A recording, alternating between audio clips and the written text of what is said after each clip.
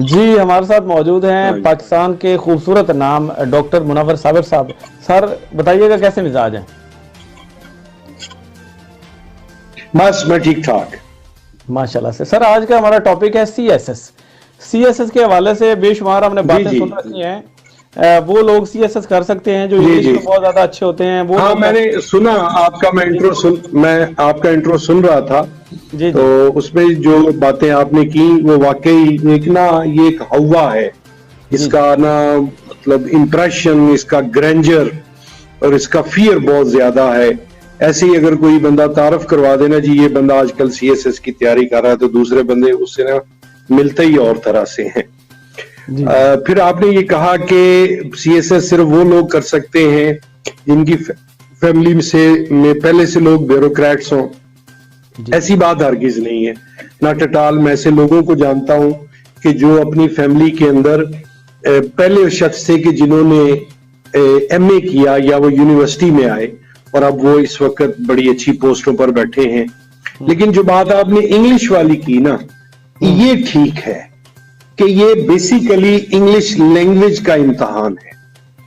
आप इसकी मिसाल यूं ले लें कि तकरीबन 20,000 बंदा होता है जो हर साल अप्लाई। अब जब 20,000 बंदा अप्लाई करता है तो जाहिर है हर इम्तहान का ना सीटों का एक मयार होता है। मसलन अगर आप लेक्चरशिप के लिए अप्लाई करते हैं और 25 सीटें आई हैं तो वो 25 को 5 से जरब दे के ना, तो ऊपर वाले जो 125 लोग होंगे वो उनको बुला लेंगे, उनका इंटरव्यू किया जाएगा। अब इसी तरह से सीएसएस के जब पेपर चेक होते हैं या इसका जो एग्जामिनर्स को भेजा जाता है, जो बातें मैं आपसे शेयर करूंगा ये उम्र भर की कमाई है मेरी, लेकिन ये रियलिटी बेस्ड बातें हैं। तो उसमें एग्जामिनर्स को कहा जाता है, इंस्ट्रक्ट किया जाता है कि मिसाल के तौर पे मैं अगर एग्जामिनर हूं तो मुझे 50 का पैकेट जब भेजा जाएगा तो कहा जाएगा जी इसमें ऊपर वाले 50 निकाल दें। यानी ये नहीं कहा जाएगा कि जो फेल है उसको फेल कर दे, जो पास है उसको पास कर दे, बल्कि ये कहा जाएगा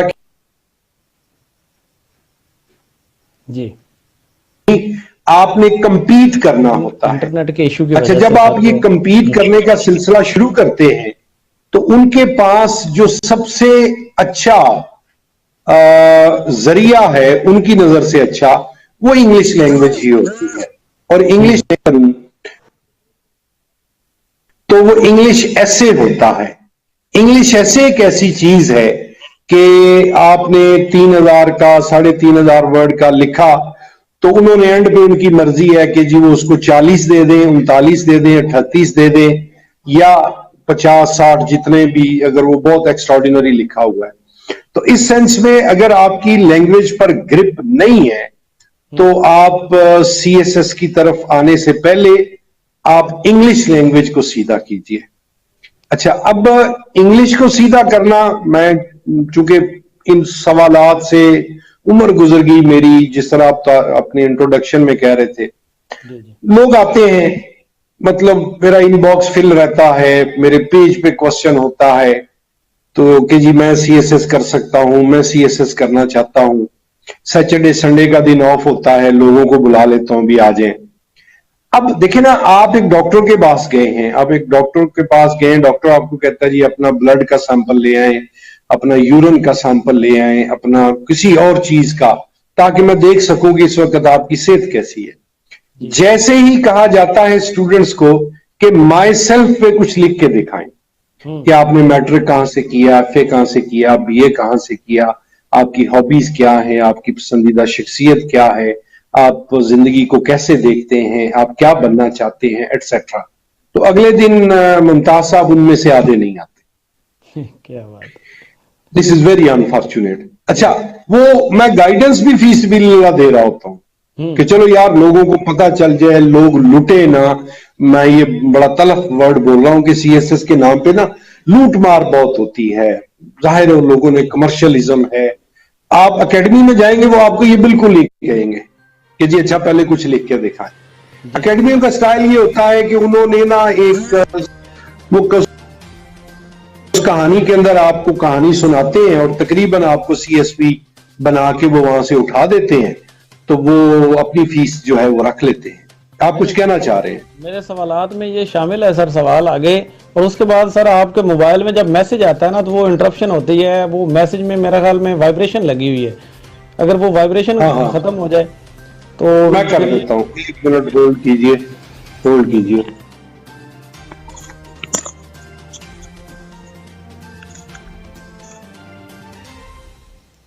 यार मैं इसको छेड़ना नहीं चाह रहा, फिर ठीक है, ठीक है। अच्छा, मेरे सवालात में ये चीज शामिल है सर, एकेडमीज वाले जो है ना।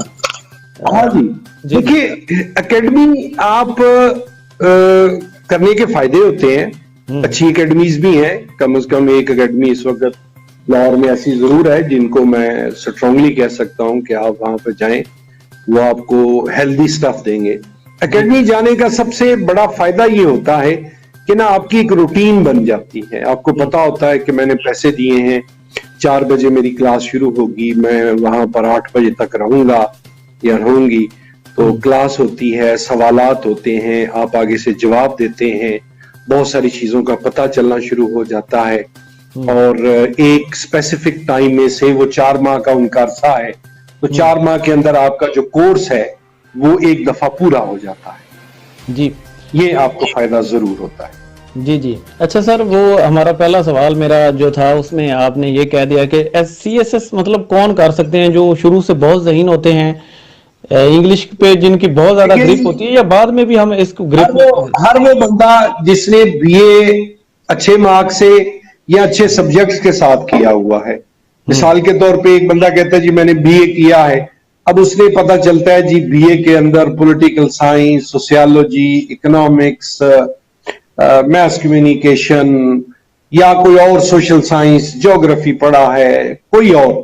अब मैं यहाँ पे माजरत चाहूंगा कि वो लोग जिन्होंने पंजाबी, अरबी, फारसी ये सब्जेक्ट रख के बीए किया होता है, तो वो फिर थोड़ा सा मामला जो है वो डाउट पे चला जाता है। पंजाबी वाले बड़ा जुल्म करते हैं, पंजाबी वाले, फारसी वाले, अरबी वाले, इनको पता होता है कि हमारे सब्जेक्ट की और वैल्यू नहीं है, तो ये नंबर बड़े देते हैं बीए के अंदर। सो मच सो इनकी ये आदत सीएसएस के अंदर भी नहीं जाती। ये अपने सब्जेक्ट को इन रखने के लिए अपने ना सब्जेक्ट के अंदर मार्क्स जो हैं वो लीनियंट हो जाते हैं, क्योंकि ऑप्शनल में वो नहीं पूछते कि आपका जो दिल चाहे करें। इसी बहाने से मैं आपके एक सवाल का जवाब दे देता हूं कि आप जिस सूबे से भी सीएसएस कर रहे हैं, आपकी जो मकामी जुबान है, पंजाबी है, पश्तो है, सिंधी है या बलोची है, वो आप जरूर रखें। वो मकामी जुबानों वाले, इवन अरबी वाले, फारसी वाले आपको मार्क्स अच्छे देते हैं। अच्छा अच्छा सर, एक बंदा जो है वो उसकी इंग्लिश पे ग्रिप भी अच्छी है, उसके बीए में मार्क्स भी अच्छे हैं, कहाँ से स्टार्ट ले सकता है? वो कौन सी किताबें जो ये बड़ा वैलिड क्वेश्चन। देखिए लैंग्वेज अच्छी है ये मतलब हरगिज नहीं है कि आपकी लैंग्वेज पे ग्रिप नहीं है तो आप ये काम ना करें, नहीं नहीं, लेकिन आप किसी टीचर को ज्वाइन कर लें, किसी भी इंग्लिश के टीचर को ज्वाइन करें और उसे लिख कर चेक करवाते जाएं। मसलन मैं आपसे अगर बात करूं अभी कि जी नहीं, लेकिन आप तो लिखते भी हैं, मसलन मैं अपनी बात कर लेता हूं। मसलन मैं टीवी पर, रेडियो पर मुझे बोलते हुए क्या मैं कहूं 20-25 साल हो गए, लेकिन मैं रेगुलर लिखता नहीं था। तो मुझे जब पहली दफा एक अखबार, जंग अखबार में बुलाया गया, तो कहा गया जी ये टॉपिक है और हमें इस पर अर्जेंट एक ऐसे चाहिए। तो आई स्टिल रिमेंबर, मैंने कहा जी, मेरा स्टूडेंट ही था वो, मैंने कहा मैं बोलता जाता हूं, तुम लिखते जाओ जी, कंटेंट बहुत है, जो कहो जी। हो गया, बाद में चेक कर लिया, फिर मैंने कहा यार नहीं, उन्होंने दूसरी दफा कहा, दूसरी दफा मैंने कहा जी ठीक है, आप मुझे कागज पेंसिल दें। मैंने सिगरेट लगाया, चाय का कप बनाया, मैंने लिखना शुरू किया। कोई इमला की गलतियां, कोई वर्ड ज्यादा, कोई स्क्वीज करना, तीसरा, चौथा, पांचवा, छठा, सातवां, आठवां, 9, जब मैंने 10 कॉलम लिख लिए, 10 या 15, तो उसके बाद मैं उन्हीं लोगों को फोन किया करता था, यार ये आज जो कॉलम छपा है इसमें ये अल्फाज लिखने वाले नहीं बनते, ये अल्फाज ऐसे नहीं लिखने चाहिए थे आपको, ये फिगर आपका गलत है, ये फैक्ट्स गलत हैं, ये हवाला गलत है। अब मैं एक मिसाल देता हूं आपको। मसलन मैंने रेगुलर लिखना शुरू किया नवाए वक्त में, जी नवाए वक्त में जब मैं जाता था तो कॉलम फाइनल करके जब उनको दे देता था तो उनके जो आखिर पे साहब बैठे होते थे वो बीए पास थे, तो वो यूं करके एक नजर घुमाते थे, वो कहते थे आप ये वाली लाइन यूं कर दें, ये टाइटल यूं कर दें। अच्छा, मैं हम्म सन्नाटे में आ जाता था, यार मैं 4 एमए किया, एमफिल किया, पीएचडी की, मेरी उम्र गुजर गई, ये बीए पास बंदा मुझे गाइड कर रहा है। गाइडेंस में ले लेता था, लेकिन मैं जी बड़े तजब्जब में आता था। फिर उसका नतीजा मैंने क्या निकाला कि ये बंदा रोजाना के 12 से 15 आर्टिकल सीधे करता है, उनकी प्लेसिंग करता है, तो वो करते करते वो काम सीख गया है। सो सीएसएस में मैं बड़ी माजरत के साथ ये सीक्रेट बताता हूं कि जो लोग मुसलसल पढ़ते रहते हैं और लिखने की प्रैक्टिस नहीं करते, वो इंग्लिश ऐसे में ही आउट हो जाते हैं। बिल्कुल इंग्लिश ऐसे का ही पहला पेपर होता है और वहीं से, जिसे पंजाबी में कहते हैं कि उनका फुलका लग जाता है और उस साइड पे हो जाता है। आप, if I am dying man ढकू, मैं हम्म इस दुनिया से जा रहा हूं और आप मेरे से कोई एक गुर पूछना चाहते हैं, सीएसएस के वाह क्या कैंडिडेट्स बात आपके जितने भी इस वक्त लोग सुन रहे हैं, तो मैं उनको जी यही कहूंगा कि प्रैक्टिस, राइटिंग प्रैक्टिस, ज्यादा से ज्यादा 2 माह लगेंगे, आपके अंदर का राइटर जो है ना वो बाहर आ जाएगा। और जो हम्म राइटिंग पावर होती है ना, हम्म उसमें कोई इंटेलिजेंस का अमल दखल नहीं होता, वो सिर्फ प्रैक्टिस से आती है। मसलन हम्म आप मेरे पास एक कैंडिडेट को भेज दें, मेरा स्पोर्ट्स से भी तल्लक रहा है, वो बंदा चाहता है जी मेरा पेट जो है ये बहुत बड़ा हुआ है, मेरी वेस्ट कम हो जाए, मेरा वजन कम हो जाए, तो मैं उसे ग्राउंड में दाखिल करूंगा। मैं उसे ग्राउंड में दाखिल करने के बाद कहूंगा कि 1 किलोमीटर तो आप हल्की हल्की रनिंग कर ही लोगे, वो कर लेगा। मैं उसे कहूंगा रोज 100 मीटर इसमें इजाफा कर लोगे, 100 मीटर। जी किलोमीटर में 1000 मीटर होते हैं, तो हर 10 दिन के बाद 1 किलोमीटर बढ़ता जाएगा। तो बंदा जो पहले दिन 1 किलोमीटर दौड़ेगा, महीने के बाद वो 4 किलोमीटर दौड़ रहा होगा। फिर मैं उसे कहूंगा कि 7 स्प्रिंट लगाओ, है ना, हम्म तेज दौड़ जो है उसको शामिल करो, कुछ पुशअप्स को शामिल कर लो। हम्म कंपाउंड का इफेक्ट जो स्पोर्ट्स का मादा है, उसके अंदर का जो स्पोर्ट्समैन है, वो बाहर आ जाएगा। बिल्कुल यानी मुख्तलिफ चीजें हैं ना, कि आप इस वक्त मेरे से राइटर के तौर पे राय लेना चाह रहे हैं, तो मैंने आपको साथ ही क्या कह दिया कि आप अगर उस बंदे को स्पोर्ट्स की तरफ लगाना चाहते हैं, तो महीने के बाद उसकी सेटिंग, और हो सकता है 2 माह के बाद, 3 माह के बाद वही बंदा कहे जी मैं तो अब 10 किलोमीटर दौड़ता हूं। इसी तरह एग्जाम की तैयारी आप, देखिए बर्नार्ड शॉ का एक फिक्रा मशहूर है, उसने कहा था कि अगर आप एक राइटर बनना चाहते हैं तो कॉपी पेंसिल पकड़े और बस लिखना शुरू कर दें। क्या बात तो इसमें मैं लोगों से कहूंगा, और फिर होता क्या है कि जब आप थोड़ा सा लिखते हैं तो फिर आपके अंदर का वो राइटर जब बाहर आता है, तो फिर ना आपको उसका एक चस्का पड़ जाता है। हम्म जब वो आपको चस्का पड़ जाता है, तो तब जाके फिर ना आप सीएसएस की ना तरफ जो है वो माइल हो जाते हैं और आगे की तरफ बढ़ते हैं। अच्छा मसलन सर जी मैं आपको एक आखिरी अर्ज करता हूं, जो लोग हैं ना खाना खाने के बाद चहलकदमी नहीं करते, उसी तरह सो, जिनको आदत हो चुकी होती है, वो जब तक फिर चहलकदमी कर ना ले, उन्हें नींद नहीं आती। इसी तरह जब आपको लिखने की आदत हो जाएगी, पढ़ने की आदत हो जाएगी, तो फिर जब आप तक कुछ ना कुछ लिखेंगे नहीं और पढ़ेंगे नहीं, तो फिर आपको नींद नहीं आएगी, फिर वो आपका मजाज डेवलप हो जाएगा। जी बिल्कुल। अच्छा सर, आप कंपाउंड इफेक्ट की बात कर रहे हैं कि आप चीज़ों को, वो चावलों वाली जो बात है, जिसने शतरंज इजाद की थी, तो उसने कहा था पहले खाने में एक रख दें, उसको डबल करते हाँ जाएं, जी, तो वो एंड वाला जो खाना था उसमें चावल इतने आ गए थे वो हाँ पूरे बिल्कुल पूरे बिल्कुल बिल्कुल, जी जी। अच्छा हाँ सर, राइट। ये सब्जेक्ट सिलेक्शन, ये हमें अपने देखिए सब्जेक्ट सिलेक्शन तो बहुत सिंपल सा है, इस पर जितना लोग परेशान होते हैं ना, तो मतलब वो लोग बाज तो इतने क्रेजी होते हैं, मैं कहता हूं कि यार जाओ जाके ये वाले रख लो। आपने कौन सा मतलब ये को रिश्ता तय करना है, एक सब्जेक्ट ही रखना है।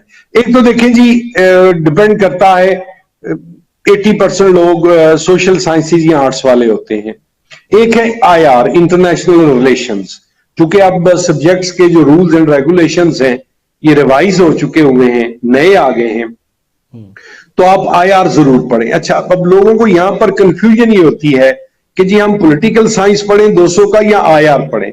आई ऑलवेज रिकमेंड IR, क्योंकि IR जब आप तैयार करते हैं आपका करंट अफेयर्स भी तैयार होता है, आपका पाकिस्तान अफेयर्स भी तैयार होता है, और नीचे एक ऑप्शनल सब्जेक्ट्स के अंदर सब्जेक्ट है इंटरनेशनल लॉ, वो भी तैयार हो जाता है।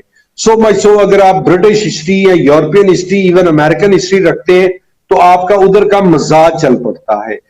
वो लोग जिन्होंने पहले पॉलिटिकल साइंस नहीं पढ़ी हुई, वो अगर पॉलिटिकल साइंस पढ़ते हैं तो इसके जो थेरिस्ट हैं कि अरिस्टोटल ने क्या कहा, सोक्रेटिस ने क्या कहा, हिपोक्रेट्स ने क्या कहा, मुसलमान मुफक्करों ने क्या कहा, तो वो थेरीज जो हैं वो बहुत मुश्किल होती हैं, उनको कंप्रहेंड करना, उनको रिप्रोड्यूस करना, और मार्क्स अच्छे नहीं आते। आगे एक सब्जेक्ट मैंने आपको एवरग्रीन बता दिया कि आपकी जो भी मकामी जबान है, पंजाबी हैं आप, सिंधी हैं आप, बलोची हैं आप, पठान है आप, अपनी मकामी जबान जरूर रखें, उसमें हमेशा से अच्छा स्कोर आता रहा है, आता है और आता रहेगा।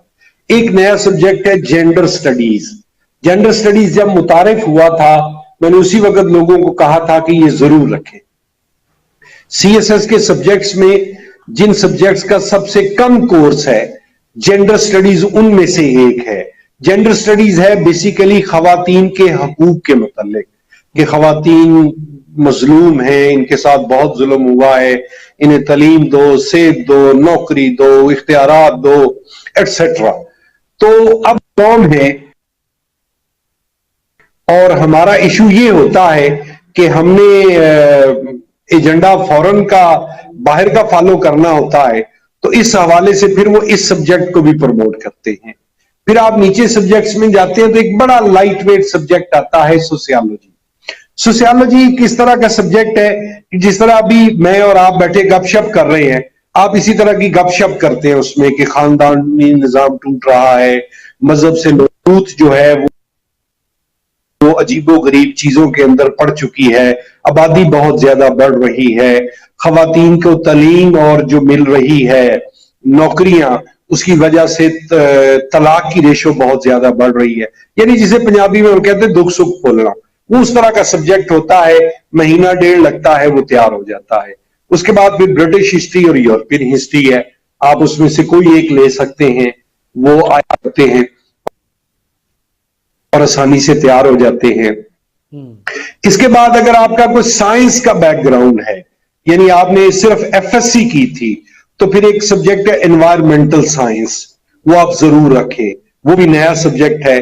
साइंस का सब्जेक्ट हमेशा आपको मार्क्स अच्छे देता है, क्योंकि साइंस के मुतालिक ये कहा जाता है या आपको पता होता है या आपको नहीं पता होता। साइंस के सब्जेक्ट में खुशखती के यानी अच्छे हैंड राइटिंग के कोई मार्क्स नहीं होते, हेडिंग्स देने के कोई मार्क्स नहीं होते, कितना लंबा लिखा इसके कोई मार्क्स नहीं है, यस और नो वाली बात होती है। अगर आप प्योर कोई इंजीनियर हैं, जिस तरह आपने कहा एक जमाना होता था, ये मैं आपसे 93 94 की बातें कर रहा हूं, कि इंजीनियर आया करते थे मेरे पास इंजीनियरिंग यूनिवर्सिटी से पढ़ने के लिए, उन्होंने वो क्या करते थे, वो मैथ और फिजिक्स रखते थे, तीसरा सब्जेक्ट वो ज्योग्राफी रखते थे, और वो ज्योग्राफी भी चूंकि साइंस का सब्जेक्ट था